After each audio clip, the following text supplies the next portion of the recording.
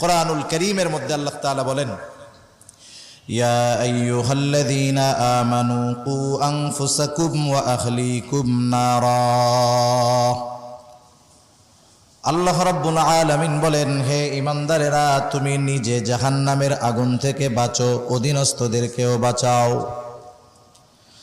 সাহাবাদের মধ্য থেকে প্রশ্ন হলো, ইয়া রাসূলুল্লাহ, নিজে জাহান্নামের আগুন থেকে বাঁচবো বুঝলাম, অধীনস্থদেরকে জাহান্নামের আগুন থেকে কেমনে বাঁচাবো? আল্লাহ তাআলা ঈমানদারদের উদ্দেশ্য করে বলছেন, জাহান্নামের আগুন থেকে বাঁচো।